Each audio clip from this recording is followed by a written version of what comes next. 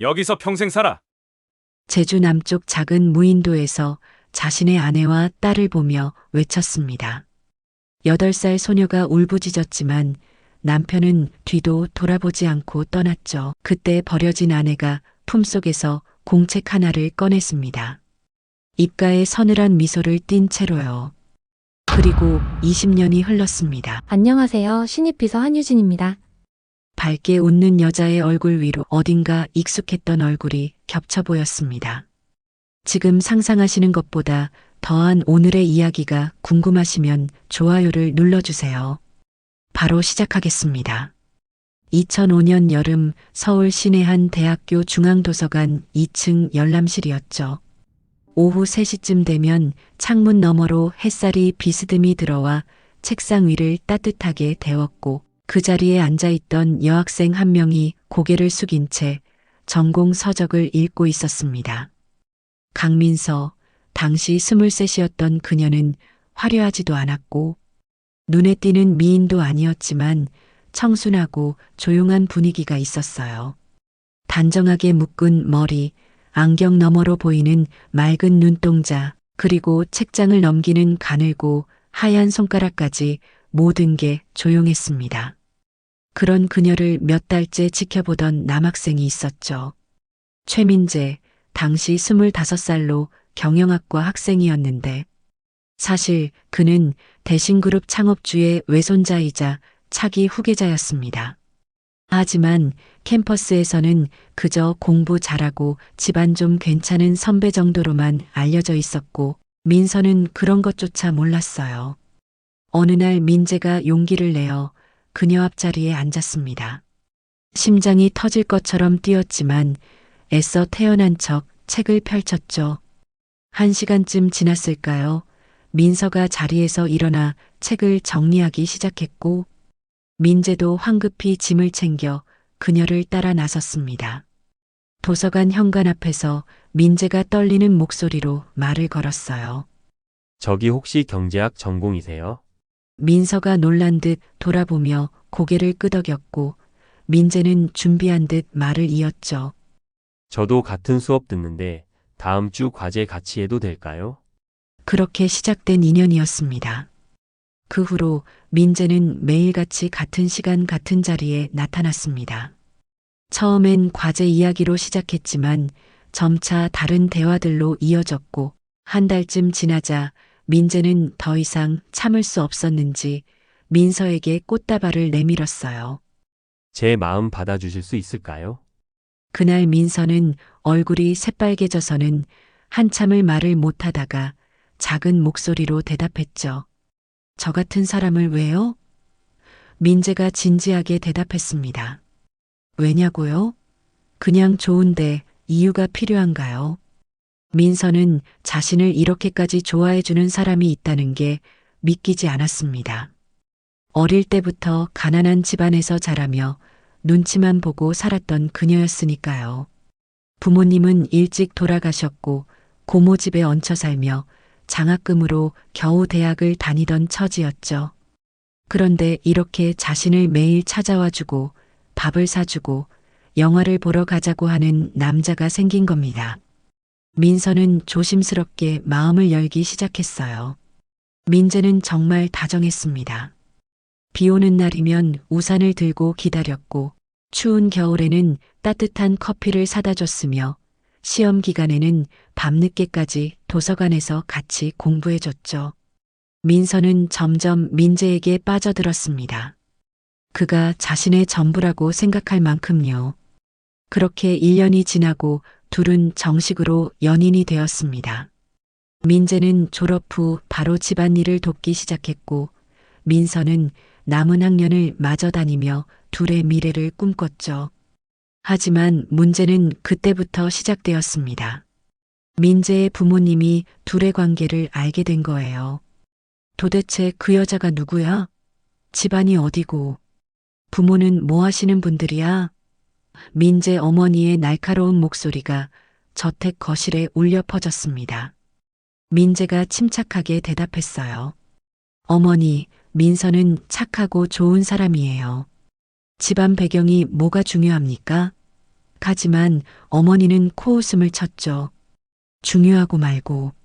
너는 대신그룹 후계자야. 내가 누구랑 결혼하느냐에 따라 회사 미래가 달라진다고. 아버지도 거들었습니다. 민재야, 사랑 가지고 밥 먹고 사니? 현실을 봐라. 우리 같은 집안은 전략적으로 움직여야 해. 민재는 고개를 저었어요. 전 민서랑 결혼할 겁니다. 어머니 아버지가 뭐라 하셔도요. 그 말에 어머니가 찻잔을 탁 내려놓으며 소리쳤습니다. 내가 그 여자랑 결혼하면 난 인정 안 해. 절대로. 하지만 민재는 물러서지 않았습니다. 몇 달간 지방과 싸우고 설득하고 때로는 무릎까지 꿇었죠. 결국 부모님이 마지못해 허락했습니다. 좋아. 내 마음대로 해라. 하지만 후회하지 마.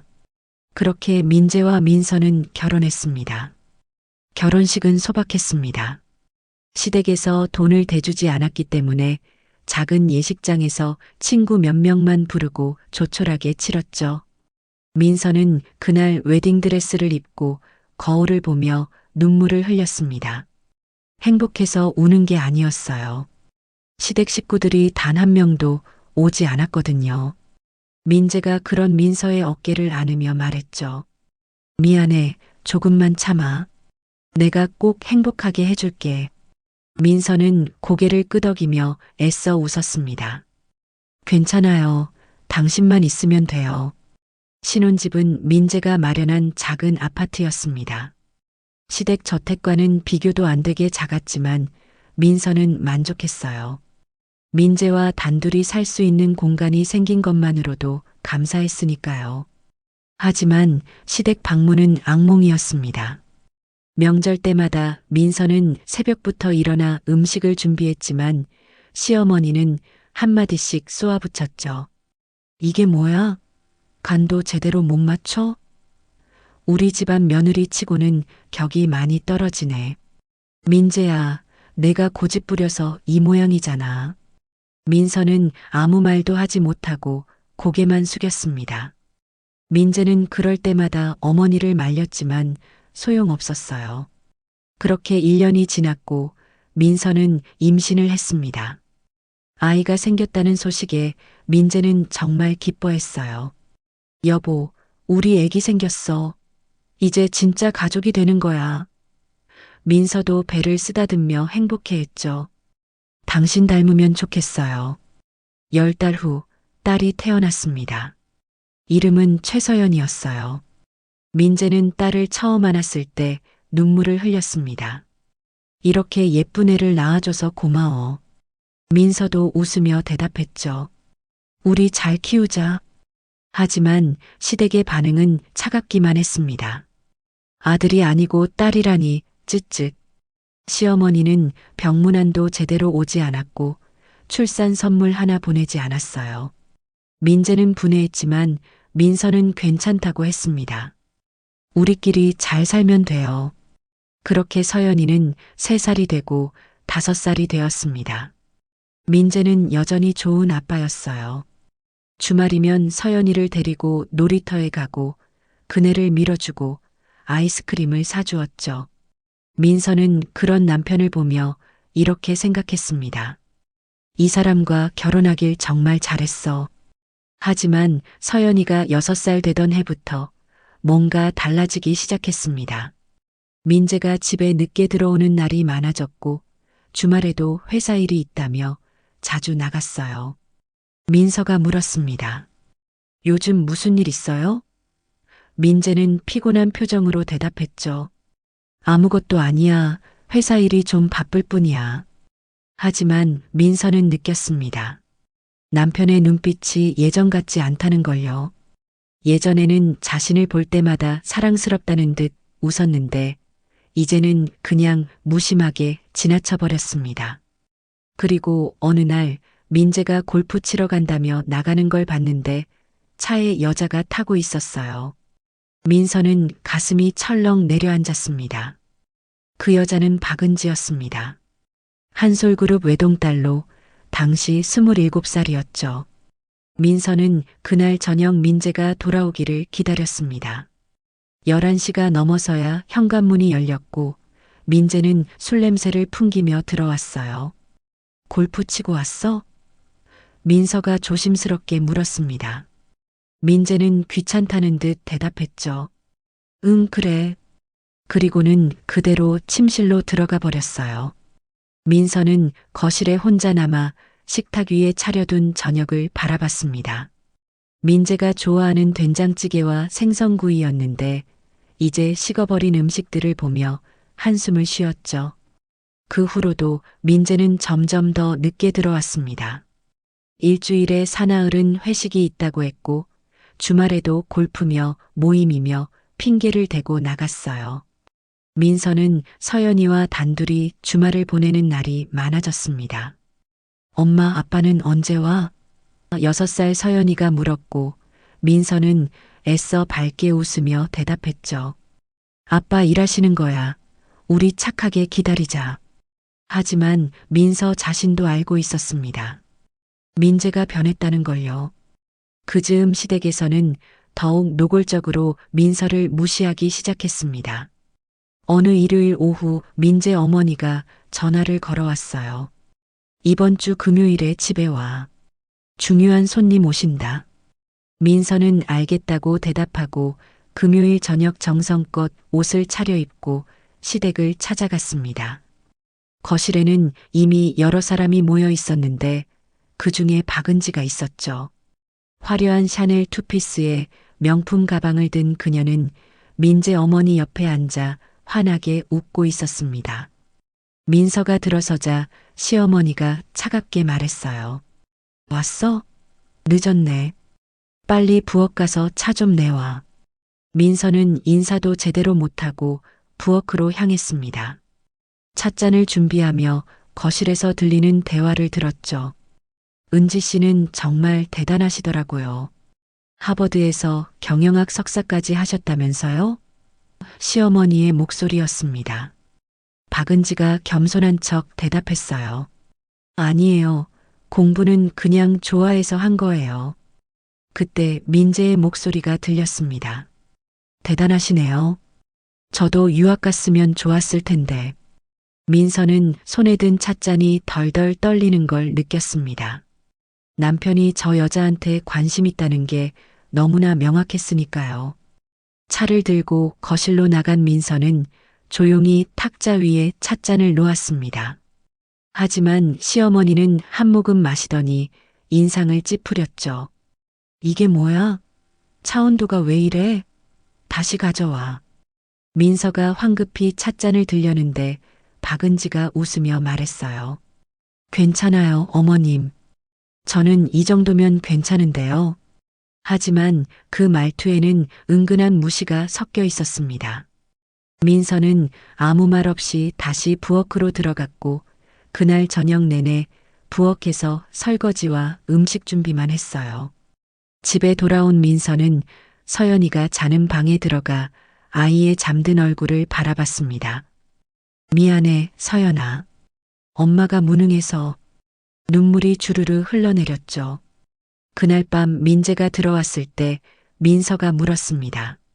박은지 씨가 누구예요? 민재는 무심하게 대답했어요. 어머니 친구 딸이야. 사업상 알아둬야 할 사람이고. 민서가 다시 물었죠. 자주 만나요? 민재가 짜증 섞인 목소리로 대꾸했습니다. 왜 그래? 질투하는 거야? 일 때문에 만나는 거라니까. 민서는 더 이상 묻지 못했습니다. 남편의 차가운 눈빛이 무서웠으니까요. 그 후로 박은지는 시댁에 자주 드나들기 시작했습니다. 시어머니는 그녀를 며느리처럼 대했고 명절 때마다 박은지를 초대했죠. 은지 씨, 이것도 먹어봐. 우리 집안 비법인데. 시어머니는 박은지에게는 친절했지만 민서에게는 여전히 냉랭했습니다. 민서야, 너는 그냥 부엌 일이나 해. 손님 접대는 안 해도 돼. 민서는 명절마다 부엌에 갇혀 음식만 만들었어요. 거실에서는 민재와 박은지가 나란히 앉아 대화를 나누는 소리가 들렸고 시댁 식구들의 웃음소리가 들렸습니다. 민서는 그 웃음소리 속에 자신이 낄 자리가 없다는 걸 느꼈죠. 서연이도 이모 할머니한테 우리 엄마는요? 하고 물었지만 시어머니는 대답도 안 했습니다. 민서는 그저 참았습니다. 참는 것 말고는 달리 방법이 없었으니까요. 그리고 시간이 지나면서 민재의 태도는 더욱 차갑게 변했습니다. 집에 들어와도 민서와 눈도 마주치지 않았고 서연이를 안아주는 일도 드물어졌어요. 아빠 놀아줘. 서연이가 졸라도 아빠 피곤해. 나중에 하며 돌아서곤 했습니다. 민서는 그런 남편을 보며 가슴이 찢어지는 것 같았죠. 그러던 어느 날 민서는 우연히 민재의 휴대폰을 보게 되었습니다. 민재가 샤워하는 동안 탁자 위에 놓인 휴대폰에서 메시지 알림이 울렸고 화면에 박은지의 이름이 떴어요. 오늘 저녁 약속 잊지 마세요. 중요한 얘기 있어요. 민서는 손이 떨렸지만 더 이상 보지 못했습니다. 민재가 샤워실에서 나올 것 같았거든요. 그날 저녁 민재는 또다시 외출했고 민서는 혼자 거실에 앉아 텔레비전을 켜두었지만 내용은 하나도 들어오지 않았습니다. 자정이 넘어 돌아온 민재는 술을 꽤 마신 듯 비틀거렸고 민서가 부축하려 하자 손을 뿌리쳤어요. 괜찮아. 혼자 갈 수 있어. 민서는 그 순간 확신했습니다. 남편의 마음이 이미 자신한테서 떠났다는 걸요. 그리고 다음 날 아침 시어머니한테서 전화가 왔습니다. 민서야, 너 민재 좀 잘 봐. 요즘 집안일로 스트레스 많은데 집에서까지 신경 쓰이게 하지 마. 민서는 대답도 제대로 못하고 전화를 끊었죠. 그 즈음부터 동네 사람들 사이에서도 소문이 돌기 시작했습니다. 대신그룹 부회장님이 한솔그룹 딸이랑 골프장에서 자주 보인대. 둘이 사귀는 거 아냐? 아니, 부회장님 결혼했잖아. 그래도 요즘 재벌들은 다 그러잖아. 이혼하고 재혼하고. 민서는 마트에서 장을 보다가 그런 이야기를 우연히 듣게 되었습니다. 카트를 밀던 손에 힘이 쭉 빠졌고 그 자리에 서서 한참을 멍하니 있었어요. 집으로 돌아온 민서는 거울 앞에 섰습니다. 거울 속 자신은 초라했습니다. 화장기 없는 얼굴, 살림하느라 거칠어진 손, 값싼 옷차림까지 모든 게 박은지와 비교되었죠. 나는 왜 이렇게 못났을까? 민서는 자책했습니다. 하지만 포기할 수 없었어요. 서연이가 있었으니까요. 엄마가 힘내야 해. 서연이 때문에라도. 민서는 스스로를 다독이며 다시 살림을 시작했습니다. 하지만 마음 한구석에는 불안감이 점점 커져갔죠. 그리고 서연이가 7살 되던 해 가을, 민재가 저녁 식사 자리에서 처음으로 본격적인 이야기를 꺼냈습니다. 나 요즘 회사 일 때문에 스트레스가 장난 아니야. 민서가 반찬을 더 담아주며 대답했어요. 많이 힘드세요? 민재가 젓가락을 내려놓으며 말했죠. 솔직히 이렇게 사는 게 맞나 싶어. 민서는 가슴이 철렁했습니다. 무슨 말씀이세요? 민재가 민서를 똑바로 쳐다보며 말했어요. 우리 결혼 실수였던 것 같아. 그 말에 민서는 숨이 멎는 것 같았습니다. 손에 든 국그릇이 바닥에 떨어져 깨졌지만 민서는 그것조차 신경 쓰지 못했죠. 당신, 지금 무슨 소리 하는 거예요? 민재는 한숨을 쉬며 일어섰습니다. 나 먼저 들어갈게. 그리고는 방으로 들어가 버렸어요. 민서는 깨진 그릇을 치우며 눈물을 흘렸습니다. 부엌 창문 너머로 보이는 어두운 하늘처럼 민서의 미래도 캄캄했죠. 그날 밤 민서는 잠을 이루지 못했습니다. 옆에 누운 민재는 등을 돌린 채 코를 골았고 민서는 천장만 바라보며 생각했어요. 이제 어떻게 하지? 서연이는 어떻게 하고? 그리고 한 달쯤 지난 어느 날 민재가 웃으며 말했습니다. 여보, 우리 제주도나 다녀올까? 가족끼리 마지막으로. 마지막으로라는 단어가 민서의 가슴에 비수처럼 꽂혔지만 그녀는 애써 밝게 웃으며 대답했습니다. 좋아요. 서연이도 바다 좋아하니까 좋겠네요. 민재는 고개를 끄덕이며 말했죠. 응, 이번 주말에 가자. 내가 다 준비할게. 민서는 그날 밤 잠자리에 들면서도 계속 그 단어가 머릿속을 맴돌았어요. 마지막으로. 왜 하필 그런 표현을 썼을까요? 불안감이 밀려왔지만 민서는 애써 생각을 지웠습니다. 혹시 모르잖아요. 이 여행이 다시 가족이 화목해지는 계기가 될지도 모르니까요. 금요일 아침 민재가 일찍 출근하면서 말했습니다. 오늘 저녁 6시에 집 앞으로 차 보낼 테니까 짐 챙겨놔. 민서는 서연이 옷가지와 간단한 짐을 가방에 넣었어요.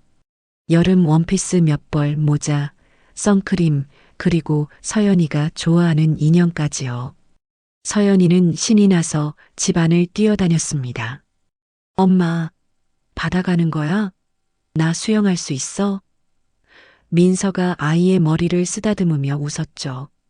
그래, 우리 서연이 수영복도 챙겨야겠네. 그런데 짐을 챙기던 중 민서는 문득 이상한 느낌이 들었습니다.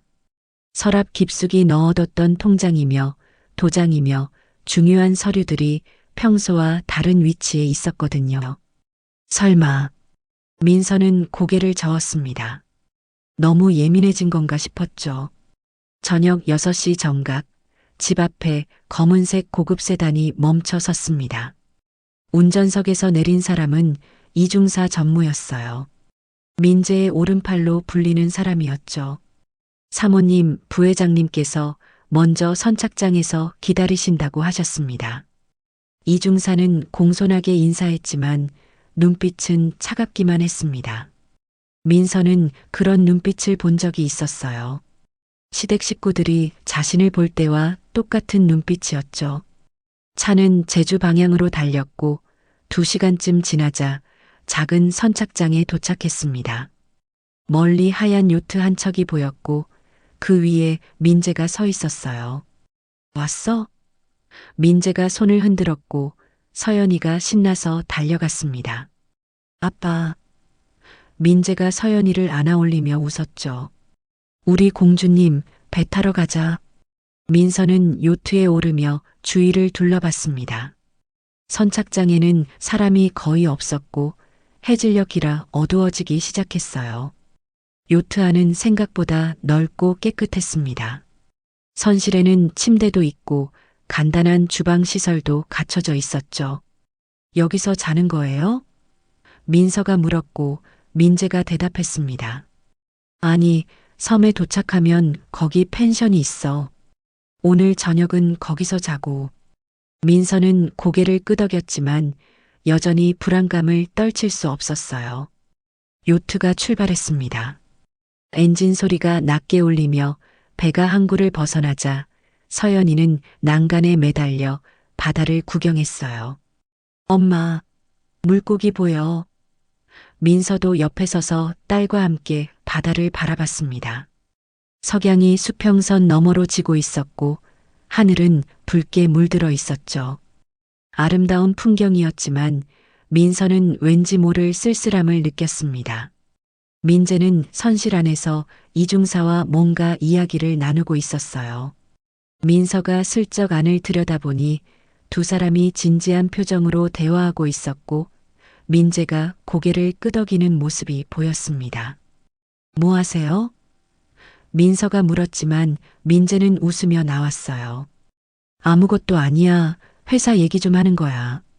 1시간쯤 지나자 멀리 작은 섬 하나가 보이기 시작했습니다.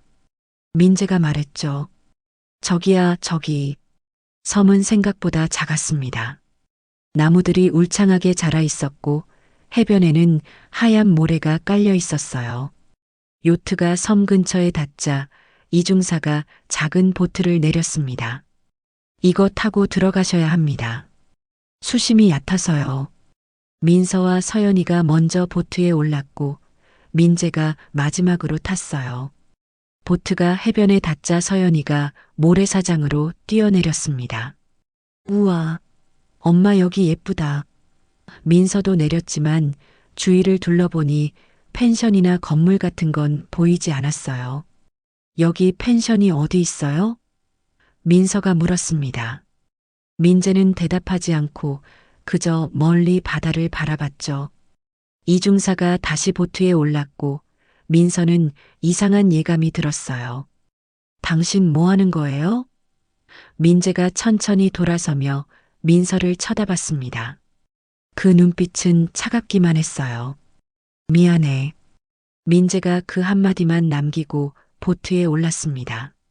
민서는 순간 무슨 일이 벌어지는지 깨달았어요. 잠깐만, 당신 지금 뭐 하는 거야?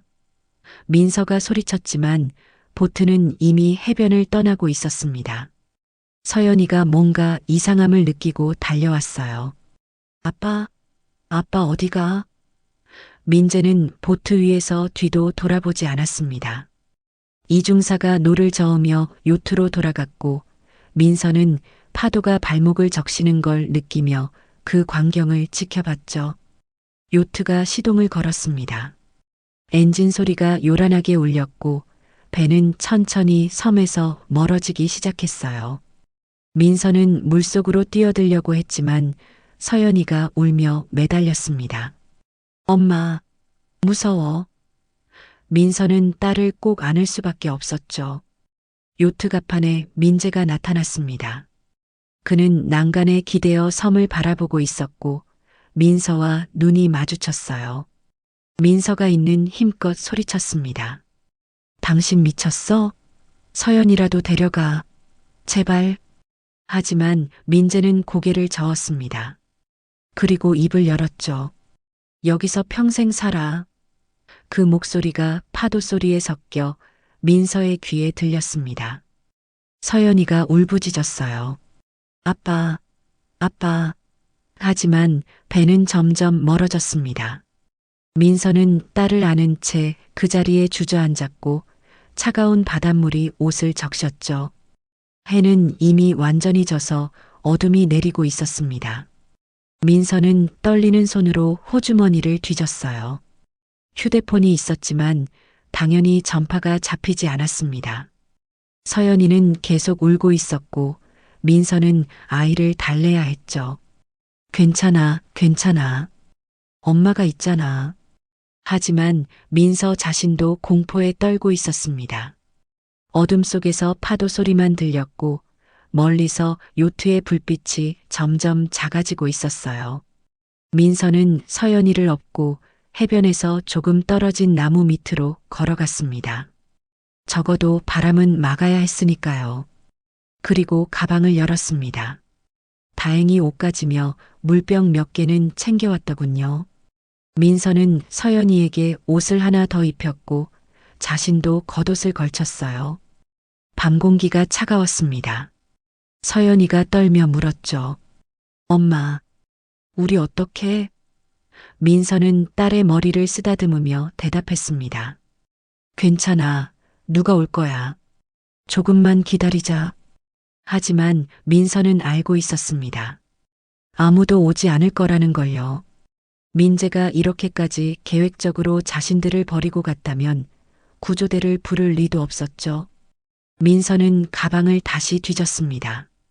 그리고 그 안에서 작은 공책 하나를 꺼냈어요. 사실 민서는 출발하기 전날 밤 이상한 예감 때문에 이 공책을 몰래 챙겨왔던 겁니다. 공책 안에는 지난 몇 년간 민서가 몰래 기록해둔 것들이 있었어요. 민재의 이상한 행동들, 박은지와의 만남 날짜들, 시댁에서 들은 대화 내용들까지요. 처음엔 그냥 일기처럼 적었던 건데 언젠가부터 이게 증거가 될 수도 있겠다는 생각이 들었던 겁니다. 민서는 떨리는 손으로 공책 마지막 장을 펼쳤습니다.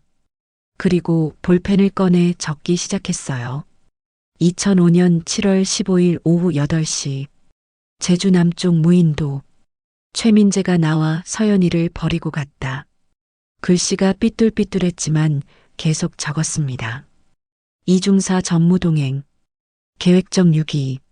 서연이는 8살. 그리고 공책을 덮었죠. 민서는 서연이를 꼭 안으며 생각했습니다. 살아야 해. 우리가 살아야 이 공책이 의미가 있어. 서연이가 민서 품에서 흐느끼며 말했어요. 엄마 무서워. 민서가 기침을 하며 대답했죠. 괜찮아. 엄마가 다 준비했어. 그 말에 서연이가 눈을 동그랗게 뜨고 엄마를 쳐다봤습니다. 민서는 입가에 서늘한 미소를 띄었어요. 완전히 무기력한 표정이 아니었습니다. 뭔가 각오가 서린 얼굴이었죠. 밤이 깊어갔습니다. 민서는 서연이를 재우고 혼자 깨어서 바다를 바라봤어요. 멀리 수평선 너머로 희미한 불빛들이 보였습니다. 아마 제주 본섬의 마을 불빛이겠죠. 저렇게 가까운데도 갈 수 없다니 민서는 허탈했습니다. 하지만 포기하지 않았어요. 일단 살아남자. 그 다음에 생각하자. 민서는 주위를 살펴봤습니다. 나무들 사이로 작은 샘물 같은 게 보였고 해변에는 조개 껍데기들이 널려 있었어요. 물은 있고 조개도 있고 며칠은 버틸 수 있겠어. 민서는 스스로를 다독였습니다. 그리고 문득 떠올랐죠. 자신이 대학 시절 산악회에서 활동했던 기억이요. 당시 야영도 해봤고 간단한 생존 기술도 배웠었습니다. 물론 오래전 일이라 가물가물했지만 그래도 아무것도 모르는 것보다는 나았죠. 민서는 조금씩 희망을 품기 시작했습니다. 우리 꼭 살아서 나가자. 그리고 민서의 눈빛이 차갑게 변했어요. 반드시 복수하자. 공책을 꼭 껴안은 민서는 그렇게 첫날 밤을 보냈습니다. 파도 소리가 자장가처럼 들렸고 별들이 하늘 가득 빛나고 있었어요. 그 아름다운 밤하늘 아래 한 여자와 어린 딸이 버려져 있었습니다. 하지만 민서는 알고 있었죠. 이게 끝이 아니라는 걸요. 다음 날 아침 민서는 서연이보다 먼저 깼습니다. 동이 트면서 하늘이 밝아지고 새소리가 들려왔어요. 민서는 몸을 일으켰지만 온몸이 쑤셨습니다. 밤새 딱딱한 땅바닥에서 잤으니 당연했죠. 서연이는 아직 엄마 품에 안긴 채 자고 있었고 민서는 조심스럽게 아이를 눕힌 뒤 주변을 살펴봤어요. 해변가에는 여러 종류의 조개들이 널려 있었고 바위 틈새에는 작은 개들이 기어다니고 있었습니다. 민서는 옷자락을 걷어 올리고 바닷가로 내려갔어요. 차가운 바닷물이 발을 적셨지만 개의치 않았습니다. 조개 몇 개를 주워들고 바위 위에 올려놓았죠. 이걸로 당분간은 버틸 수 있겠어. 민서는 혼잣말을 했습니다. 그때 뒤에서 서연이의 목소리가 들렸어요. 엄마. 울먹이는 목소리였습니다. 민서가 돌아서자 서연이가 눈물 가득한 얼굴로 서 있었죠. 엄마 어디 갔어? 무서웠어. 민서는 황급히 달려가 아이를 안았습니다. 미안해, 미안해. 엄마가 아침 준비하느라 그랬어. 서연이가 엄마 품에 얼굴을 묻으며 울었어요. 아빠는 왜 우리 버리고 갔어? 민서는 대답할 수 없었습니다. 어떻게 8살 아이에게 아빠가 엄마와 자신을 죽이려고 버린 거라고 말할 수 있겠어요? 아빠는 바쁜 일이 있어서 그래. 곧 다시 올 거야. 거짓말이었지만 민서는 그렇게라도 말해야 했습니다. 민서는 서연이 손을 잡고 섬 안쪽으로 들어갔습니다. 나무들 사이로 난 좁은 오솔길을 따라 걷다 보니 작은 샘이 하나 있었어요. 민서가 손으로 물을 떠서 맛을 봤습니다. 짠맛이 없었죠. 다행이다, 민물이야. 민서는 가방에서 빈 물병을 꺼내 물을 가득 채웠습니다. 서연이도 목이 말랐는지 물을 마셨고 민서는 안도의 한숨을 쉬었어요. 물만 있으면 일단 며칠은 버틸 수 있어. 하지만 문제는 음식이었습니다. 가방에 넣어온 과자 몇 개가 전부였고 그걸로는 하루도 채 버티지 못할 거였죠. 민서는 아침 일찍 주워온 조개를 바위 위에 올려놓고 햇빛에 말렸습니다. 날것으로 먹기엔 위험할 것 같았거든요. 서연아, 엄마가 밥 준비할 테니까 여기 앉아서 기다려. 서연이는 고개를 끄덕이며 나무 그늘 아래 앉았습니다. 민서는 해변을 따라 걸으며 먹을 수 있는 것들을 찾았어요. 해초도 몇 가닥 주었고 바위에 붙어 있는 따개비 같은 것도 떼어냈습니다. 대학 시절 산악회에서 들었던 얘기가 어렴풋이 떠올랐죠. 바다에서는 웬만한 건 다 먹을 수 있다. 단 색깔이 화려한 건 조심해야 한다. 민서는 조심스럽게 하나씩 골라 담았습니다. 정오쯤 되었을 때 민서는 서연이와 함께 조개와 해초로 간단한 식사를 했습니다. 맛이라곤 없었지만 배를 채우는 게 중요했죠. 서연이는 코를 찡그리며 먹었지만 한마디도 불평하지 않았어요. 엄마, 이거 맛없어. 민서가 미안한 표정으로 대답했습니다.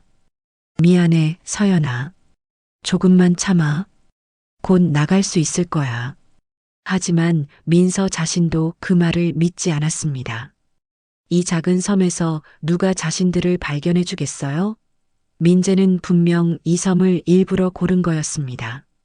사람들이 잘 오지 않는 외딴 곳이었을 테니까요. 오후가 되자 해가 뜨겁게 내리쬐었습니다. 민서는 서연이를 나무 그늘로 데려갔고 둘은 그곳에서 쉬었어요. 서연이가 엄마 무릎을 베고 누웠고 민서는 아이의 머리를 쓰다듬으며 생각했습니다. 어떻게 해야 하지? 이대로 여기서 죽을 순 없어. 민서는 가방에서 공책을 꺼냈습니다. 그리고 펜을 들어 또 한 줄을 적었죠. 둘째 날, 물과 조개로 버티는 중. 서연이 컨디션 괜찮음. 구조 신호 방법 고민 중. 민서는 잠시 생각하다가 다시 적었습니다. 만약 누가 이 공책을 발견한다면 2005년 7월 15일 오후 8시경 최민재와 이중사가 우리를 이 섬에 유기했다는 걸 장명해 주세요. 그리고 부디 내 딸 서연이를 구해 주세요. 그날 저녁 민서는 해변에서 큰 돌멩이들을 주워 모았습니다. 그리고 그 돌들로 모래사장에 큰 글씨를 만들었어요. SOS. 누군가 비행기나 배로 지나가다 볼 수도 있으니까요. 서연이도 엄마를 도와 작은 돌멩이들을 날랐습니다. 엄마, 이렇게 하면 누가 와줘? 민서가 고개를 끄덕이며 대답했죠. 응, 누군가 볼 거야. 우리 힘내자. 하지만 그날 밤도 아무도 오지 않았습니다. 민서와 서연이는 동굴처럼 생긴 바위 틈에서 밤을 보냈어요. 첫날보다는 조금 나았지만 여전히 춥고 무서웠습니다. 서연이가 떨며 물었죠. 엄마, 우리 여기서 계속 살아야 해? 민서는 딸을 꼭 안으며 대답했습니다. 아니야, 절대 그럴 일 없어. 우리 꼭 나갈 거야. 그리고 속으로 다짐했어요. 살아서 나가서 반드시 민재한테 대가를 치르게 만들 거야. 셋째 날 아침이 밝았습니다. 민서는 몸이 점점 힘들어지는 걸 느꼈어요. 제대로 먹지 못한 데다 밤새 추위에 떨었으니 당연했죠. 하지만 서연이 앞에서는 아픈 티를 낼 수 없었습니다. 민서는 억지로 웃으며 일어났고 서연이 손을 잡고 다시 해변으로 나갔어요. 오늘도 밥 준비해야지. 조개를 주우러 갔는데 갑자기 어지러움이 밀려왔습니다. 민서는 비틀거리며 바위에 기댔고 서연이가 놀라서 달려왔죠. 엄마, 엄마 괜찮아? 민서가 힘겹게 고개를 끄덕였습니다.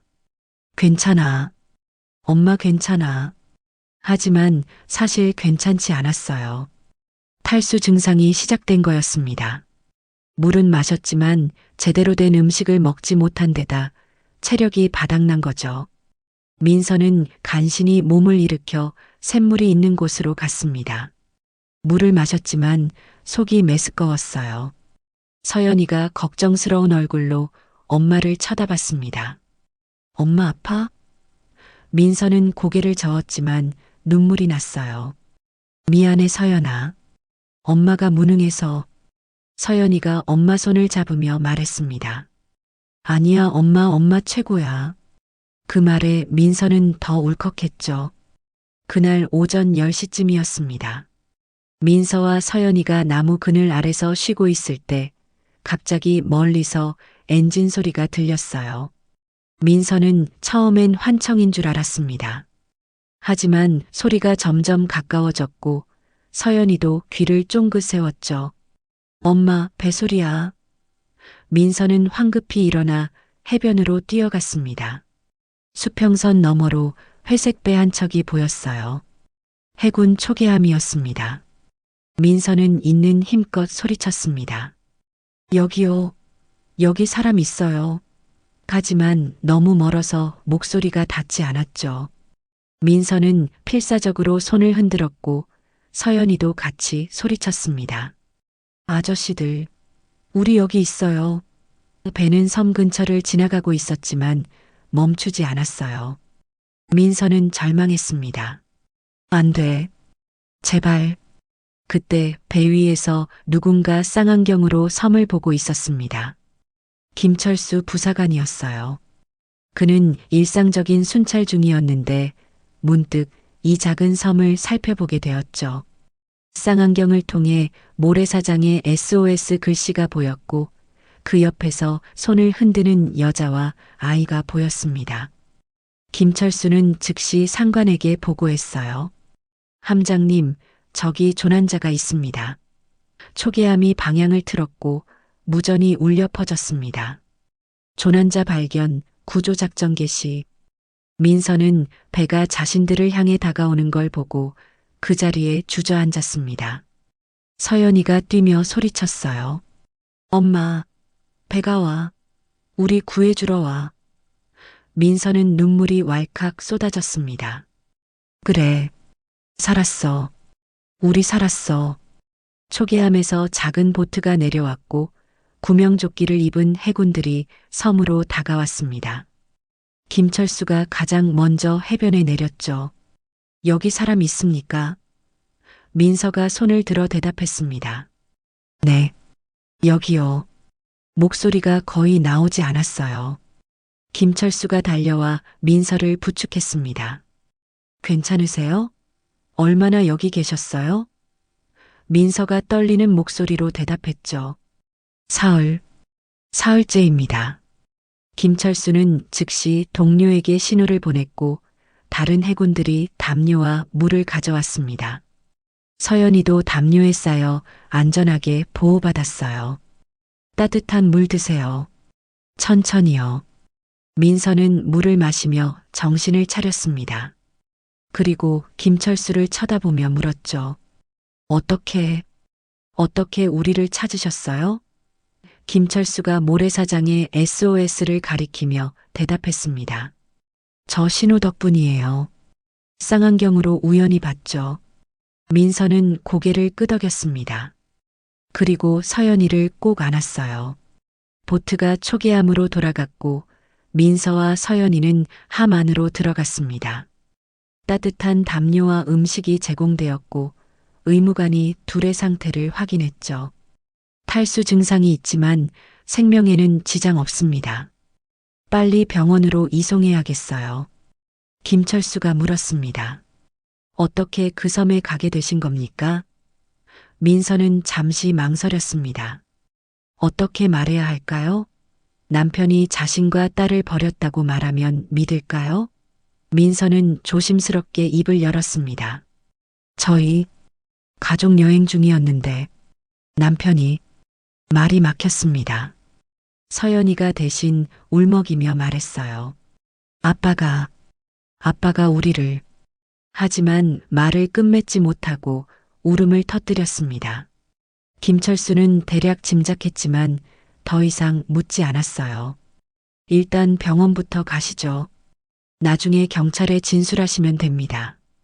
초계함은 제주 방향으로 전속력으로 달렸고 1시간 뒤 제주항에 도착했습니다. 구급차가 대기하고 있었고 민서와 서연이는 곧바로 제주대학병원 응급실로 이송되었죠. 민서는 구급차 안에서 서연이 손을 꼭 잡으며 생각했습니다. 살았어. 우리 살았어. 이제 시작이야. 그리고 가방 속 공책을 떠올렸어요. 그 공책은 여전히 민서 품속에 있었고 앞으로 모든 것의 증거가 될 거였습니다. 제주대학병원 응급실에 도착한 민서와 서연이는 즉시 치료를 받았습니다. 링거를 맞고 영양제를 투여받았으며 의사들이 전신을 검사했죠. 다행히 큰 부상은 없었지만 탈수와 영양실조로 며칠은 입원해야 한다는 진단이 나왔어요. 민서는 병실 침대에 누워 천장을 바라보며 생각했습니다. 이제 어떻게 하지? 경찰이 올 거였어요. 진술을 해야 했죠. 남편이 자신과 딸을 무인도에 버렸다고 말하면 뉴스에 날게 뻔했습니다. 대신그룹 부회장의 본처 유기 사건이라니 언론이 가만히 있을 리 없었죠. 민서는 그게 두려웠습니다. 언론에 노출되면 민재와 시댁에서 어떻게 나올지 뻔했거든요. 돈과 권력으로 모든 걸 덮을 게 분명했어요. 그리고 그 과정에서 서연이가 더 다칠 거였습니다. 민서는 결심했습니다. 차라리 숨자. 완전히 사라지자. 그날 오후 김철수 부사관이 병실을 찾아왔습니다. 괜찮으세요? 민서가 고개를 끄덕이며 대답했죠. 덕분에 살았어요. 정말 감사합니다. 김철수는 의자에 앉으며 조심스럽게 물었습니다. 경찰 조사 받으셨어요? 민서가 고개를 저었어요. 아직이요. 곧 올 거예요. 김철수는 잠시 망설이다가 말했습니다. 제가 뭘 도와드릴 수 있을까요? 그 말에 민서는 김철수를 똑바로 쳐다봤어요. 진심이 느껴지는 눈빛이었습니다. 민서는 천천히 입을 열었습니다. 부사관님, 제가 부탁 하나만 드려도 될까요? 김철수가 고개를 끄덕였죠. 말씀하세요. 민서가 목소리를 낮추며 말했습니다. 제 신원을 비밀로 해주실 수 있나요? 김철수는 눈을 깜빡였어요. 무슨 말씀이신지 민서가 설명했습니다. 남편이 저희를 죽이려고 한 거예요. 일부러 무인도에 버렸죠. 만약 제가 살아있다는 게 알려지면 그 사람이 다시 해칠 거예요. 서연이도 위험해집니다. 김철수는 충격을 받은 표이었습니다. 그럼 경찰에. 민서가 고개를 저으며 말했죠. 경찰에 말해봤자 소용없어요. 남편 집안이 재벌이에요. 돈으로 다 해결할 겁니다. 오히려 제가 미친 여자 취급당하고 끝날 거예요. 김철수는 할 말을 잃었습니다. 민서의 눈에는 절박함이 가득했거든요. 제발, 저희 좀 살려주세요. 신원을 숨길 수 있게 도와주세요. 김철수는 한참을 고민했습니다. 규정을 어기는 일이었지만 눈앞의 여자와 어린 아이를 보니 그냥 지나칠 수 없었어요. 알겠습니다. 제가 할 수 있는 선에서 도와드리죠. 민서는 눈물을 글썽이며 고개를 숙였습니다. 감사합니다. 정말 감사합니다. 김철수는 자신의 인맥을 동원했습니다.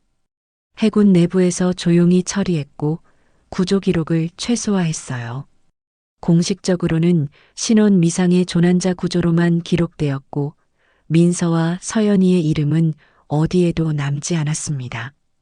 경찰 조사도 간단하게 넘어갔죠. 가족과 여행 중 실수로 표류했다가 구조됨으로 처리되었고 더 이상의 추궁은 없었어요. 일주일 후 민서와 서연이는 병원을 나왔습니다. 김철수가 준비해준 작은 원룸이었어요. 제주 시내 외곽의 낡은 건물 2층이었지만 민서에게는 충분했습니다. 여기서 새로 시작하세요. 제가 당분간 생활비 좀 도와드릴게요. 김철수가 말했지만 민서는 고개를 저었어요. 아니에요. 이것만으로도 충분해요. 제가 일해서 벌겠습니다. 민서는 그날부터 신분을 완전히 바꿨습니다. 강민서에서 강혜진으로 이름을 바꿨고 주민등록도 새로 만들었어요. 물론 불법이었지만 김철수가 아는 사람을 통해 처리해줬습니다. 서연이도 이름을 바꿔야 했지만 민서는 그건 거부했어요. 서연이는 그대로 둘게요.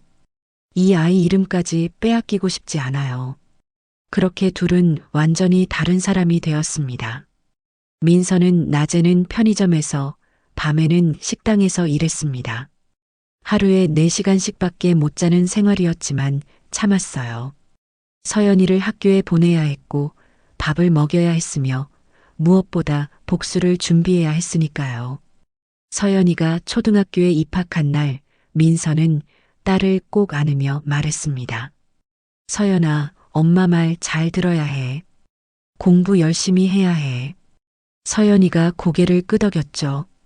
왜요, 엄마? 민서가 진지하게 대답했습니다. 나중에 꼭 써먹을 날이 올 거야.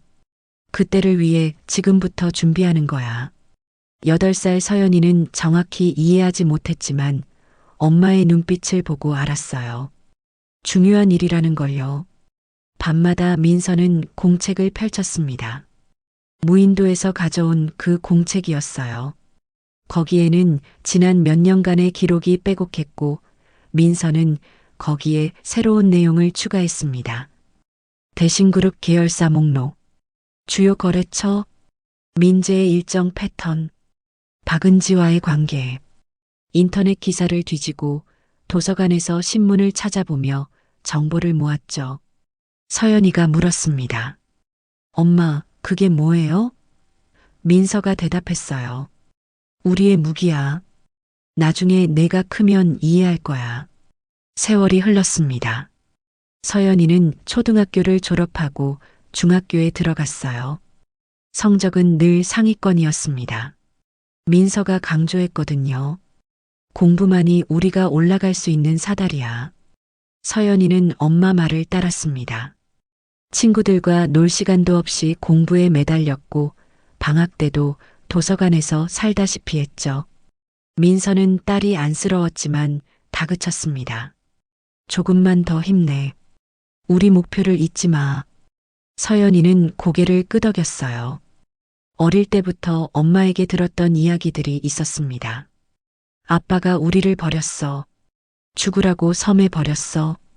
그걸 잊으면 안 돼. 서연이는 그 기억을 가슴에 새겼습니다. 바다에서 울부짖던 날, 엄마 품에서 떨던 밤, 조개를 씹으며 배고픔을 참았던 순간들을 절대 잊지 않았어요.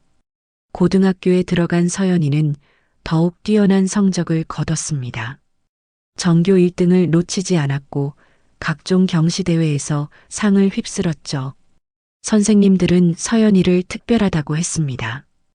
이 학생은 뭔가 다릅니다. 눈빛이 보통 아이들과 달라요. 맞았어요. 서연이는 달랐습니다. 복수를 위해 사는 아이였으니까요. 고등학교 3학년 때 서연이는 장학금을 받아 서울의 명문대에 합격했습니다. 경영학과였어요. 민서가 원한 전공이었죠. 재벌 회사에 들어가려면 경영학을 알아야 해. 서연이는 서울로 올라갔고 기숙사 생활을 시작했습니다. 민서는 여전히 제주에 남아서 일했어요. 딸 학비를 벌어야 했으니까요. 하지만 주말마다 전화를 했습니다. 서연아, 공부 잘하고 있어? 네, 엄마, 걱정 마세요. 공책 내용 기억하고 있지? 네, 다 외우고 있어요. 대학 4년 동안 서연이는 완벽한 스펙을 쌓았습니다. 학점 4.5 만점, 토익 990점, 각종 자격증에 인턴 경험까지요. 그리고 졸업 후 미국으로 유학을 떠났습니다. 장학금을 받아서 하버드 경영대학원에 들어간 거였죠. 민서는 딸을 공항에서 배웅하며 말했습니다. 다녀와, 우리 딸. 그리고 돌아오면 시작하는 거야. 서연이가 고개를 끄덕이며 대답했어요. 알아요, 엄마. 이제 곧이에요. 2년 후 서연이는 MBA 학위를 받고 한국으로 돌아왔습니다. 26살이었어요. 서연이는 서울에 작은 오피스텔을 얻었고 민서도 제주를 떠나 서울로 올라왔습니다. 20년 만에 모녀가 다시 한 곳에 모인 거였죠. 그날 밤 민서는 낡은 공책을 서연이 앞에 펼쳤습니다. 이제 내 차례야. 서연이는 공책을 넘기며 읽었어요. 거기에는 민재의 모든 것이 기록되어 있었습니다. 비리 내역, 비자금 계좌, 뒷거래 증거, 그리고 증인 명단까지요. 엄마, 이걸 어떻게 다 모았어요? 민서가 쓴웃음을 지었습니다. 20년이야. 20년 동안 신문기사 하나하나 오려 모으고 인터넷 뒤지고 때로는 직접 대신그룹 앞에 가서 지켜보기도 했어.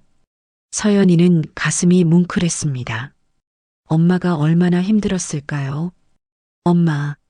민서가 딸의 손을 잡으며 말했죠. 이제 들어가.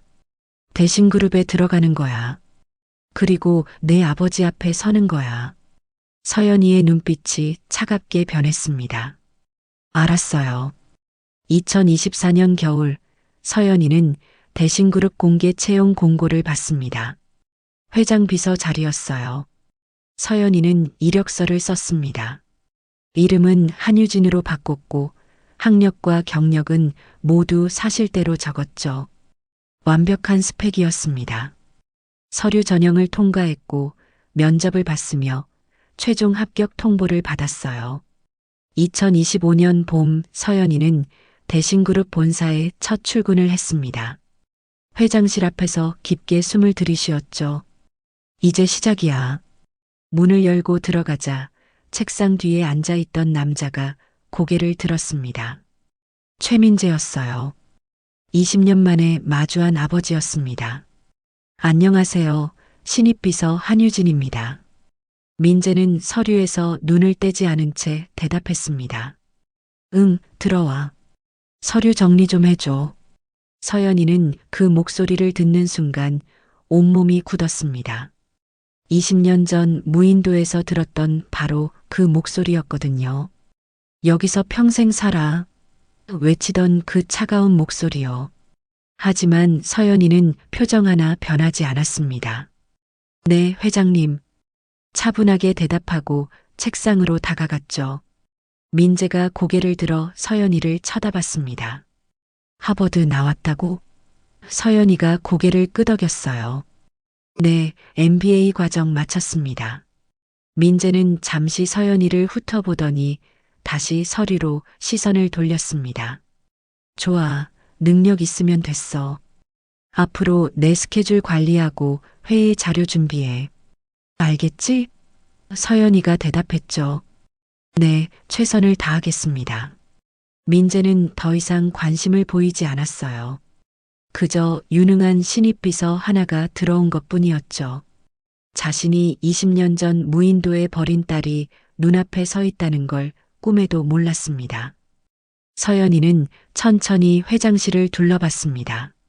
넓고 화려한 사무실이었어요. 거대한 책상, 고급 소파, 벽면을 가득 채운 상장들, 그리고 창밖으로 보이는 서울 전경까지요. 이 모든 게 아버지의 것이었습니다. 서연이는 속으로 생각했죠. 곧 다 무너뜨려 줄게. 첫 출근 후 일주일 동안 서연이는 완벽하게 업무를 처리했습니다. 민재의 스케줄을 분 단위로 관리했고 회의 자료는 빈틈없이 준비했으며 심지어 민재가 좋아하는 커피까지 정확히 맞춰서 타왔어요. 민재는 만족스러워했습니다. 한유진 씨, 일 잘하네. 전임 비서보다 훨씬 낫군. 서연이는 공손하게 고개를 숙였죠. 감사합니다, 회장님. 하지만 그건 겉모습일 뿐이었습니다. 서연이는 틈날 때마다 회장실 곳곳을 살폈어요. 서류 캐비닛의 위치, 금고 비밀번호 힌트, 컴퓨터 비밀번호 패턴까지요. 점심시간에 민재가 외부 미팅을 나가면 서연이는 재빨리 움직였습니다. 서랍을 조심스럽게 열어보고 서류를 사진으로 찍었으며 USB에 파일을 복사했죠. 심장이 쿵쿵 뛰었지만 손은 떨리지 않았어요. 20년을 준비한 사람이었으니까요. 어느 날 서연이는 회장실 금고 열쇠가 어디 있는지 찾아냈습니다. 민재의 책상 서랍 깊숙이 숨겨져 있었어요. 점심시간 서연이는 그 열쇠로 금고를 열었습니다. 안에는 여러 서류들이 있었고 그 중에서 낡은 봉투 하나가 눈에 띄었죠. 서연이는 조심스럽게 봉투를 꺼내 열었습니다. 안에는 이혼 합의서가 들어 있었어요. 이혼 합의서, 갑 최민재, 을 강민서. 서연이는 숨이 멎는 것 같았습니다. 엄마 이름이 적혀 있었거든요. 합의 내용을 읽어 내려갔죠. 을은 갑에게 양육권을 포기하며 위자료 10억 원을 받고 일체의 권리를 포기한다. 본 사건에 대해 을은 함구하며 이를 위반할 시 모든 금액을 반환한다. 날짜는 2005년 7월 25일이었습니다. 무인도 사건 열흘 후였죠. 서연이는 손이 떨렸습니다. 이게 뭐야? 엄마가 이혼했다고? 10억을 받았다고? 하지만 엄마는 그런 얘기 한마디도 안 했어요. 서연이는 재빨리 합의서를 사진으로 찍고 다시 금고에 넣었습니다. 오후에 민재가 돌아왔을 때 서연이는 평소처럼 행동했습니다. 회장님, 오후 3시에 박 이사님과 미팅 있으십니다. 민재가 고개를 끄덕였죠. 알았어. 서연이는 그날 저녁 퇴근 후 엄마에게 전화했습니다. 엄마, 나 금고에서 이혼 합의서 찾았어. 전화 너머로 민서의 한숨소리가 들렸어요. 그래, 그것도 있었구나. 서연이가 물었습니다. 왜 말 안 했어요? 10억을 받았다면서요? 민서가 쓴웃음을 지으며 대답했죠. 한 푼도 안 받았어.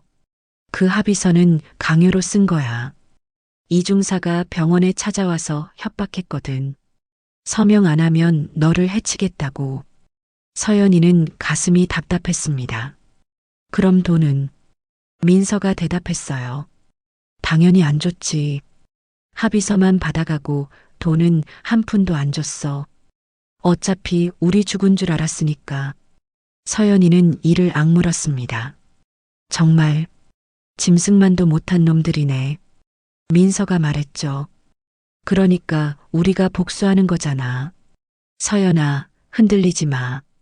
계속 진행해. 서연이는 고개를 끄덕였습니다. 알았어요, 엄마.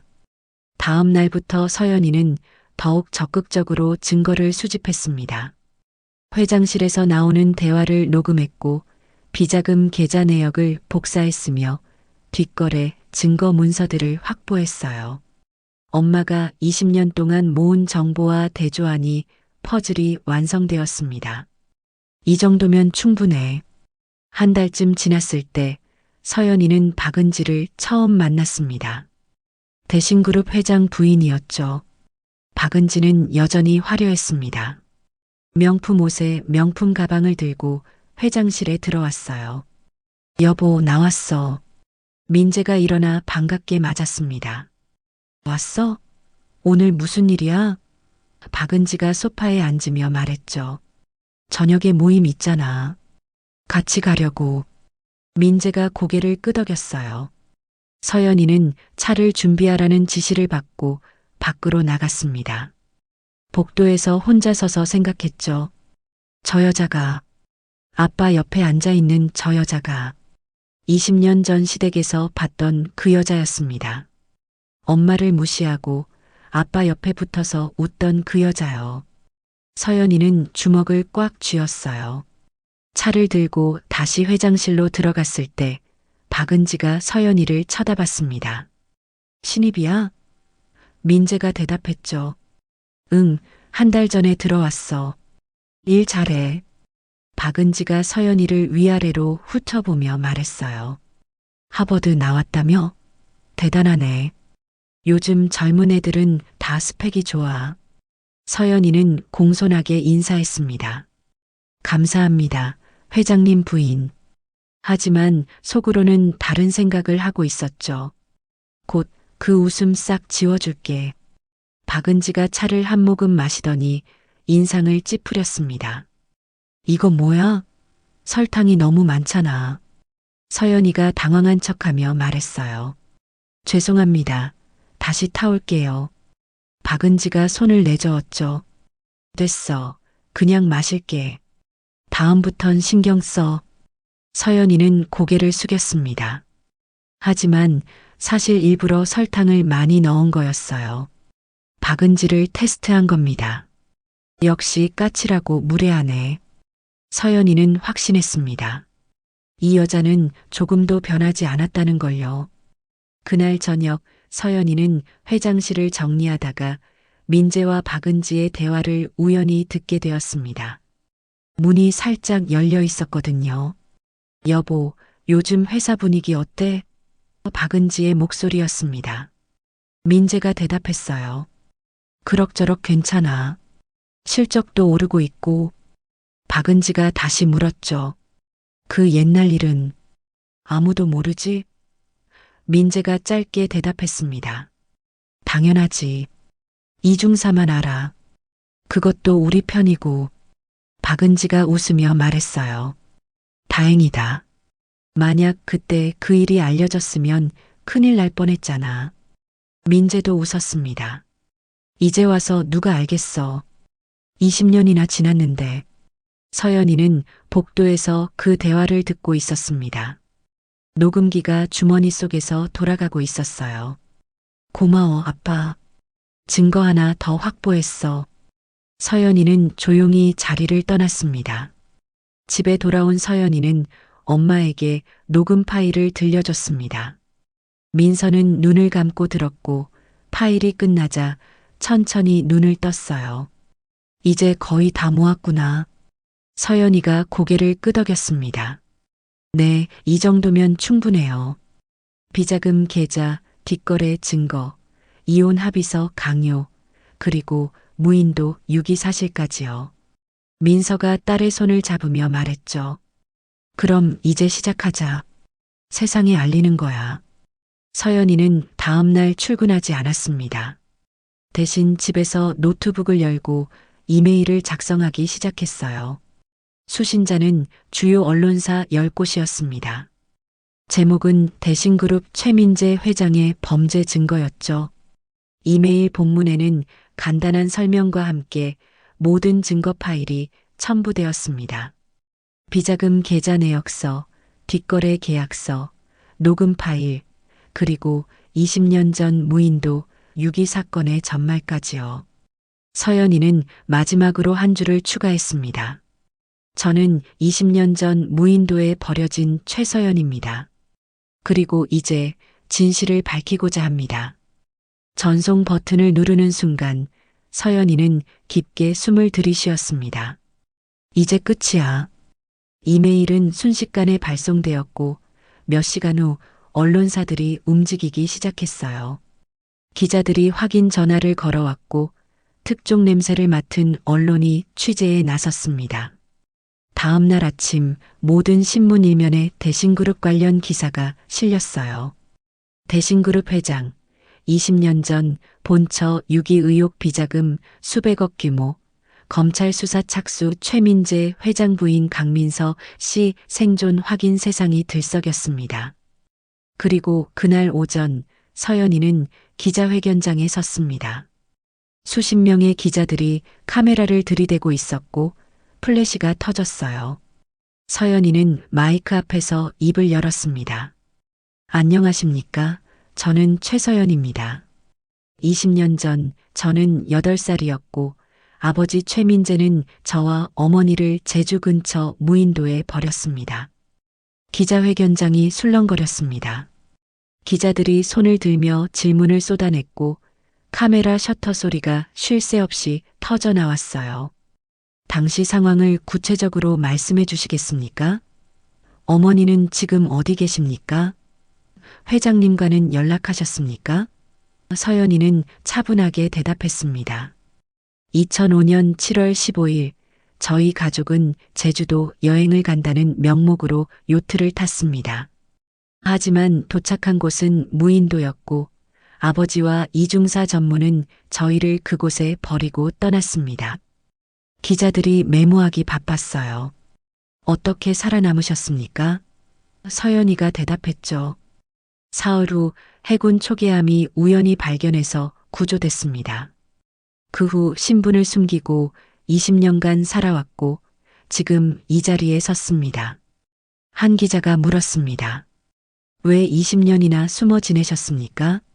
서연이의 눈빛이 차갑게 변했어요. 아버지 집안이 재벌이었기 때문입니다.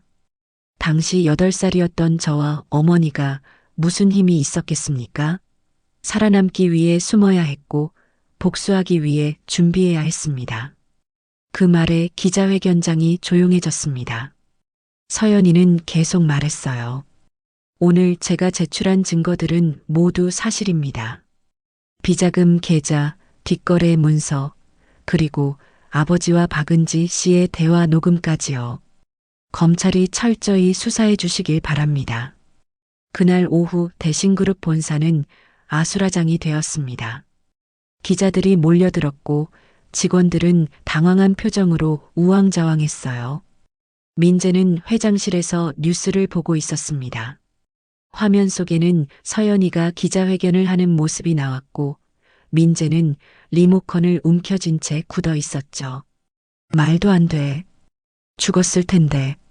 어떻게? 민재의 손이 떨렸습니다. 이중사가 황급히 회장실로 들어왔어요. 회장님, 큰일 났습니다. 민재가 소리쳤습니다. 이게 대체 어떻게 된 거야? 넌 죽었다고 했잖아. 이중사도 당황한 표정이었어요. 저도 몰랐습니다. 배에서 보니까 바다에 빠진 줄 알았는데 민재가 책상을 쳤습니다. 빠졌다니 확인도 안 하고. 이중사가 변명했죠. 어둡기도 했고 설마 살아있을 줄은. 민재는 머리를 감싸쥐었습니다. 이제 어떻게 하지? 증거까지 다 있다잖아. 그때 비서가 급히 들어왔어요. 회장님, 검찰에서 연락 왔습니다. 내일 오전 출석하시라고. 민재는 무너져 내렸습니다. 20년 동안 완벽하게 숨겼다고 생각했던 비밀이 한순간에 무너진 거였죠. 다음 날 아침 검찰청 앞은 기자들로 인산인해를 이뤘습니다. 민재가 차에서 내리자 플래시 세례가 쏟아졌고 기자들이 마이크를 들이댔어요. 회장님, 딸을 정말 버리신 겁니까? 비자금은 어디에 썼습니까? 사과 한마디 없으십니까? 민재는 아무 말도 하지 않고 고개를 숙인 채 검찰청 안으로 들어갔습니다. 조사는 하루 종일 계속되었어요.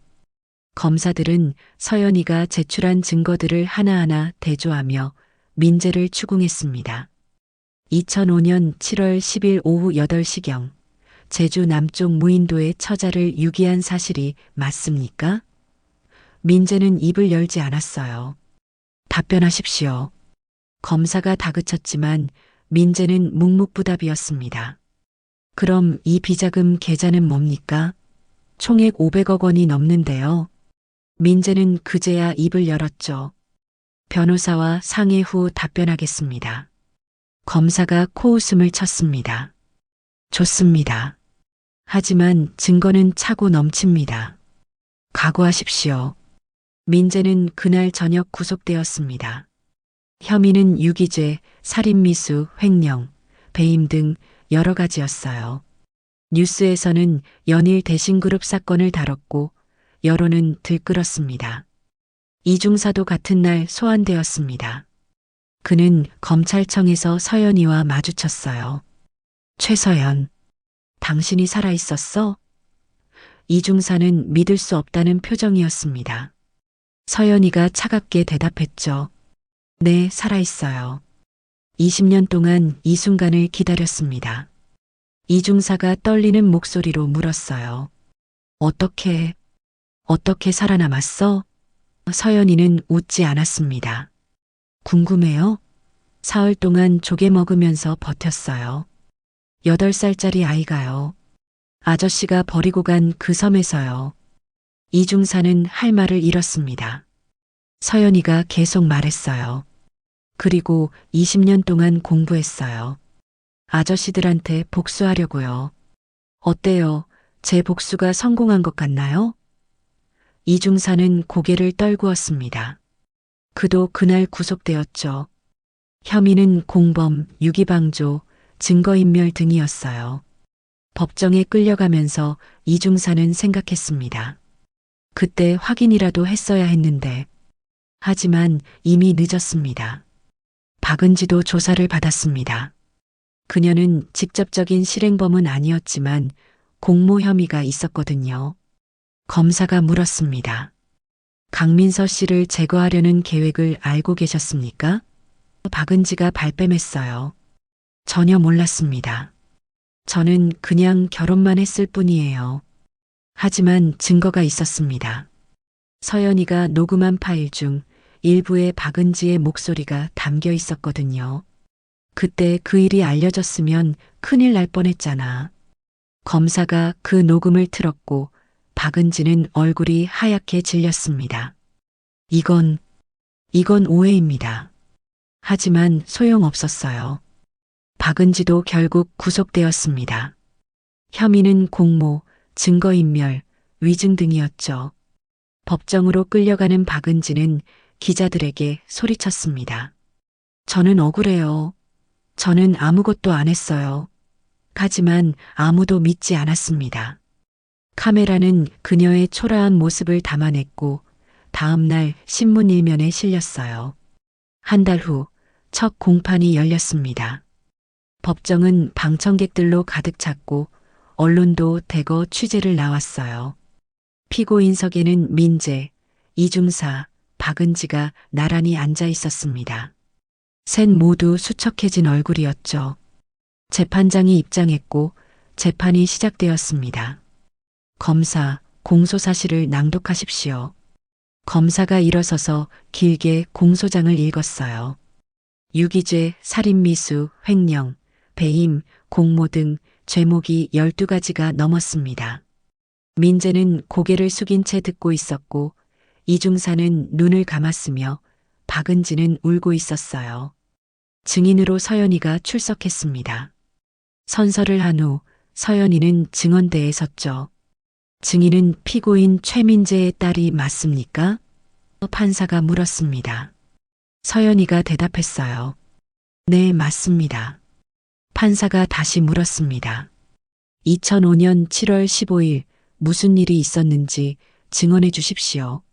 서연이는 천천히 그날의 일을 이야기했습니다. 요트를 타고 간 것, 무인도에 내린 것, 아버지가 여기서 평생 살아라고 외친 것, 사흘 동안 버틴 것, 가리고 구조된 것까지요. 법정은 조용했습니다. 방청객들은 숨죽이며 들었고 기자들은 메모하기 바빴어요. 증언이 끝나자 민재의 변호사가 일어섰습니다. 증인, 혹시 피고인에게 개인적인 원한이 있는 것 아닙니까? 서연이가 차갑게 대답했죠. 원한이요? 저를 죽이려고 한 사람한테 원한이 없을 리 없잖아요. 변호사가 다시 물었습니다. 하지만 20년이나 지난 일 아닙니까? 기억이 정확한지 의문입니다. 서연이가 가방에서 낡은 공책을 꺼냈어요. 이게 증거입니다. 어머니가 20년 동안 기록한 공책이에요. 날짜, 시간, 장소, 증인까지 다 적혀 있습니다. 변호사는 할 말을 잃었습니다. 재판장이 공책을 제출하라고 했고 서연이는 공책을 건넸어요. 재판장이 공책을 넘기며 읽었습니다. 이건 상당히 구체적이군요. 검사가 말했습니다. 재판장님, 이 공책은 결정적 증거입니다. 피해자가 직접 작성한 기록이며 사건 당일부터 20년간의 모든 정황이 담겨 있습니다. 재판장이 고개를 끄덕였어요. 민재는 그 공책을 보며 절망했습니다. 민서가 그렇게까지. 다음 증인으로 민서가 출석했습니다. 20년 만에 민재와 마주한 순간이었죠. 민서는 증언대에 서서 민재를 똑바로 쳐다봤습니다. 민재는 고개를 들지 못했어요. 민서가 증언을 시작했습니다. 저는 20년 전 남편에게 버림받았습니다. 이유는 단 하나였어요. 제가 가난한 집안 출신이라는 것, 그리고 재벌가 딸과 결혼하기 위해 저를 제거하려 했던 겁니다. 방청석에서 탄식 소리가 나왔습니다. 민서는 계속 말했어요. 저는 살아남았고 딸을 키웠으며 복수를 준비했습니다. 그리고 오늘 이 자리에 섰습니다. 재판은 석 달 동안 계속되었습니다. 여러 증인이 출석했고 증거가 제출되었으며 변론이 오갔어요. 하지만 결과는 뻔했습니다. 증거가 너무나 확실했거든요. 마침내 선고 공판 날이 왔습니다. 재판장이 판결문을 읽기 시작했어요. 피고인 최민재는 유기죄, 살인미수, 횡령, 배임으로 징역 15년을 선고한다. 민재는 그 자리에 주저앉았습니다. 피고인 박은지는 공모, 증거인멸로 징역 10년을 선고한다. 박은지가 울음을 터뜨렸어요. 피고인 이중사는 유기방조, 공범으로 징역 12년을 선고한다. 이중사는 고개를 떨구었습니다. 재판장이 마지막으로 말했죠. 피고인들의 범죄는 극히 악질적이며 반성의 기미도 보이지 않는다. 엄중히 처벌한다. 망치 소리가 법정에 울려 퍼졌습니다. 서연이는 방청석에서 그 광경을 지켜봤어요. 눈물이 흘러내렸지만 슬픔의 눈물이 아니었습니다. 안도의 눈물이었죠. 옆에 앉은 민서가 딸의 손을 잡았습니다. 끝났어, 서연아. 서연이가 고개를 끄덕였어요. 네, 엄마. 드디어 끝났어요. 판결이 확정되고 일주일 후 대신그룹은 공식적으로 해체 절차에 들어갔습니다. 주요 계열사들이 매각되었고 본사 건물도 경매에 넘어갔어요. 민재가 쌓아올린 제국이 하루아침에 무너진 겁니다. 직원들은 뿔뿔이 흩어졌고 대신그룹이라는 이름은 역사 속으로 사라졌죠. 언론은 연일 이 사건을 다뤘습니다. 재벌 회장의 몰락 20년 만에 복수 무인도에서 시작된 정의 같은 제목들이 신문을 장식했어요. 하지만 서연이는 더 이상 언론 인터뷰에 응하지 않았습니다. 할 말은 다 했고 이제는 조용히 살고 싶었거든요. 재산 몰수 절차도 진행되었습니다. 민재와 박은지의 재산 대부분이 국가에 환수되었고 일부는 피해 보상금으로 책정되었어요. 서연이와 민서에게도 보상금이 나왔지만 둘은 최소한만 받고 나머지는 사회에 기부했습니다. 우리가 원한 건 돈이 아니었어요. 정의였어요. 서연이가 기자들에게 마지막으로 남긴 말이었습니다. 그리고 모녀는 서울을 떠났어요. 돌아간 곳은 제주였습니다. 20년 전 그곳에서 새 삶을 시작했던 것처럼 이제는 진짜 평화로운 삶을 시작하려는 거였죠. 제주 해안가 작은 마을에 민서와 서연이가 정착했습니다. 바다가 보이는 단층 집이었어요. 크지는 않았지만 햇살이 잘 들고 따뜻한 집이었습니다. 민서는 마당에 작은 텃밭을 가꾸기 시작했고 서연이는 동네 카페 한 곳을 인수했어요. 섬에서 온 사람들이라는 이름을 붙였습니다. 카페 문을 열고 들어서면 은은한 커피 향이 났고 창밖으로는 푸른 바다가 펼쳐졌죠. 서연이는 직접 커피를 내렸고 민서는 간단한 빵과 케이크를 만들었어요. 손님들은 많지 않았지만 찾아오는 사람들은 모두 단골이 되었습니다. 여기 커피 정말 맛있어요. 주인분들도 친절하시고 동네 사람들이 입소문을 냈고 관광객들도 하나둘 찾아오기 시작했어요. 어느 날 오후 카페 문이 열리며 익숙한 얼굴이 들어왔습니다. 김철수였어요. 이제는 예비역이 된 그는 제주에서 조용히 살고 있었죠. 오랜만입니다. 김철수가 웃으며 인사했습니다. 민서가 반갑게 맞았어요. 부사관님, 어떻게 여기를? 김철수가 자리에 앉으며 말했습니다. 신문에서 봤어요. 그동안 고생 많으셨죠? 서연이가 커피를 내오며 고개를 숙였어요. 은인이세요. 아저씨 아니었으면 저희 못 살았어요. 김철수가 손을 저었습니다. 아니에요. 당연한 일했을 뿐이죠. 셋은 한참 동안 이야기를 나눴습니다. 지난 20년의 일들, 힘들었던 순간들, 그리고 이제 찾아온 평화에 대해서요. 김철수가 물었습니다. 이제 계획이 뭐예요? 민서가 창밖을 바라보며 대답했어요. 그냥 평범하게 살려고요. 매일 아침 일어나서 커피 내리고 손님 맞이하고 저녁에는 바다 보면서 산책하고. 김철수가 고개를 끄덕였습니다. 좋네요. 그게 진짜 행복이죠.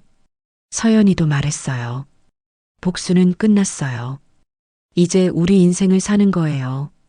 김철수는 커피를 한 모금 마시고 일어섰습니다. 자주 올게요. 여기 커피 정말 맛있네요. 민서가 웃으며 대답했죠. 언제든지 오세요. 단골 손님은 할인해 드릴게요. 김철수가 나가고 카페에는 다시 고요함이 찾아왔습니다. 민서와 서연이는 나란히 창가에 앉아 바다를 바라봤어요. 파도가 밀려왔다가 밀려가고 갈매기들이 날아다녔으며 해는 서서히 서쪽으로 기울어 가고 있었습니다. 엄마, 서연이가 조용히 불렀습니다. 왜? 후회 안 해요? 20년을 복수하는 데 쓴 거. 민서는 잠시 생각하다가 대답했어요. 후회는 안 해. 내가 있으니까. 석 달쯤 지났을 때 카페에 예상치 못한 손님이 찾아왔습니다. 젊은 여자였는데 어딘가 낯익은 얼굴이었어요. 서연이가 물었습니다. 어서 오세요. 뭘 드릴까요? 여자가 조심스럽게 말했습니다. 저 최민재 회장 동생 딸이에요. 서연이는 순간 굳었습니다. 민서도 부엌에서 나와 여자를 쳐다봤죠. 여자가 황급히 손을 저었어요. 오해하지 마세요. 적대적인 의도로 온 게 아니에요. 서연이가 경계하며 물었습니다. 그럼 왜 오셨어요? 여자가 가방에서 봉투 하나를 꺼냈습니다. 이거 전해드리려고요. 봉투 안에는 편지 한 통이 들어 있었어요. 민재가 교도소에서 쓴 편지였습니다. 서연이는 받지 않으려 했지만 여자가 간곡히 부탁했어요.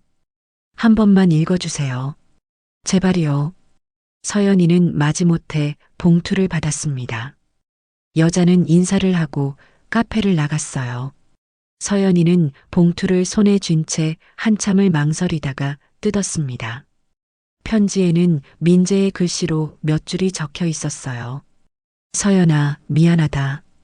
변명하지 않겠다. 내가 한 짓은 용서받을 수 없는 일이다.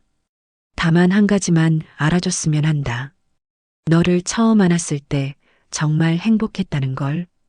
그게 내 인생 최고의 순간이었어. 미안하다. 그리고 잘 살아라. 서연이는 편지를 읽고 조용히 접었습니다. 민서가 물었어요. 뭐라고 썼어? 서연이가 대답했습니다. 사과요. 그리고 잘 살라고. 민서는 아무 말 없이 딸을 안았습니다. 서연이는 엄마 품에서 눈물을 흘렸어요. 미움도 아니고 용서도 아닌 복잡한 감정이었습니다. 엄마, 전 용서할 수 없어요.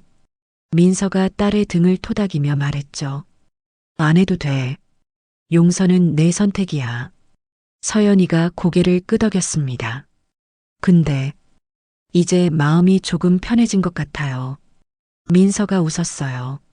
그거면 됐어. 둘은 한참 동안 그렇게 안고 있었습니다. 창밖으로 보이는 바다는 여전히 평온했고 파도 소리만 조용히 들려왔어요. 저녁이 되자 민서와 서연이는 카페 문을 닫고 해변으로 산책을 나갔습니다. 모래사장을 따라 걸으며 둘은 이야기를 나눴어요. 엄마, 이제 뭐 하고 싶어요? 서연이가 물었습니다. 민서가 웃으며 대답했죠. 글쎄, 여행이나 다녀볼까? 이번엔 진짜 여행으로. 서연이도 웃었어요. 좋아요. 우리 둘이서요. 해는 수평선 너머로 지고 있었고 하늘은 붉게 물들어 있었습니다. 20년 전 무인도에서 봤던 그 석양과 비슷했지만 이제는 두렵지 않았어요. 오히려 아름다웠습니다. 한 해가 지났습니다. 카페 섬에서 온 사람들은 제주의 명소가 되었어요. 관광 가이드북에도 소개되었고 SNS에서도 유명해졌죠. 하지만 민서와 서연이는 여전히 검소하게 살았습니다. 돈을 많이 벌고 싶은 욕심도 없었고 그저 하루하루를 감사하며 지냈어요. 어느 봄날 서연이는 한 권의 책을 출간했습니다. 제목은 무인도에서 온 복수였어요. 자신과 엄마의 20년 이야기를 담은 책이었죠. 출판사에서 먼저 제안했지만 서연이는 고민 끝에 받아들였습니다. 우리 같은 일이 다시는 일어나지 않았으면 해서요. 누군가에게는 용기가 되었으면 좋겠어요. 책은 베스트셀러가 되었습니다. 수많은 독자들이 감동했고 응원의 메시지를 보내왔어요. 서연이는 그 메시지들을 하나하나 읽으며 생각했습니다. 우리 이야기가 헛되지 않았구나. 책 인쇄는 전부 아동보호단체에 기부했습니다. 어린 서연이처럼 힘든 아이들을 도왔으면 좋겠어요. 민서도 딸의 선택을 지지했죠. 우리 딸 정말 훌륭하게 컸구나. 서연이가 엄마를 안으며 말했습니다. 엄마 덕분이에요. 어느 날 저녁 카페를 정리하던 서연이는 문득 20년 전 그 섬을 생각했습니다. 무서웠던 밤, 배고팠던 낮, 엄마 품에서 울던 기억들이요. 서연이는 민서에게 물었습니다. 엄마, 그 섬 다시 가볼래요? 민서가 놀라서 딸을 쳐다봤어요. 왜? 그 끔찍한 곳을. 서연이가 웃으며 말했죠. 이젠 괜찮아요. 그냥 가보고 싶어요. 우리가 살아남은 곳이잖아요. 민서는 잠시 생각하다가 고개를 끄덕였습니다. 그래, 가보자. 이번엔 우리가 선택해서 가는 거니까. 다음 주말 둘은 작은 배를 빌려 그 섬으로 향했습니다. 20년 만에 다시 찾은 무인도는 여전히 조용했어요. 나무들은 더 자라 있었고 해변은 예전 그대로였습니다. 서연이는 모래사장에 발을 디디며 깊게 숨을 들이쉬었어요. 여기였어. 여기서 우리가 버텼어. 민서도 옆에 서서 바다를 바라봤습니다. 그래, 여기서 시작됐지. 우리의 새 삶이. 둘은 해변을 천천히 걸었습니다. 당시 물을 마셨던 샘을 찾았고 밤을 보냈던 동굴도 찾았어요. 모든 게 옛날 그대로였지만 이제는 무섭지 않았습니다. 오히려 의미 있는 곳이 되어 있었죠. 서연이가 모래사장에 앉으며 말했습니다. 엄마, 여기서 우리 사진 찍어요. 민서가 웃으며 옆에 앉았어요. 서연이는 휴대폰으로 셀카를 찍었습니다. 사진 속 모녀는 밝게 웃고 있었어요. 20년 전 이곳에서 울던 모습과는 너무나 달랐습니다. 해가 질 무렵 둘은 다시 배에 올랐습니다. 섬이 점점 멀어지는 걸 보며 서연이가 말했어요. 안녕, 그때의 우리. 민서가 딸의 어깨를 감싸며 말했죠. 이제 정말 끝이야. 배는 제주 쪽으로 향했고 석양이 수평선을 붉게 물들이고 있었습니다. 그날 밤 집에 돌아온 모녀는 테라스에 앉아 차를 마셨어요. 별들이 하늘 가득 반짝이고 있었고 파도 소리가 자장가처럼 들렸습니다. 엄마, 응? 행복해요. 민서가 딸의 손을 잡으며 말했습니다. 나도 행복해. 둘은 한참 동안 말없이 하늘을 올려다봤습니다. 수많은 별들 사이로 유성 하나가 지나갔고 서연이가 소원을 빌었어요. 이 평화가 계속되기를. 민서도 속으로 똑같은 소원을 빌었습니다. 20년간의 긴 복수가 끝나고 이제 진짜 삶이 시작되었으니까요. 복수는 차가웠지만 가족은 따뜻했습니다. 그리고 그 따뜻함이 둘을 지켜주었죠. 파도 소리가 밤 공기를 타고 흘러왔고 민서와 서연이는 그렇게 평화로운 밤을 보냈습니다. 이제 더 이상 두려울 것도 복수할 것도 없었어요. 그저 내일이 기다려질 뿐이었습니다. 세상에 참 이런저런 사연들이 많아요. 여러분이 제 채널을 보시는 소중한 시간 아깝지 않도록 더욱더 재미나고 감동적인 사연으로 인사 올리겠습니다. 머리 숙여 감사드립니다. 댓글로 화이팅 한번 적어주시면 영상을 만드는데 큰 위안이 됩니다. 감사합니다.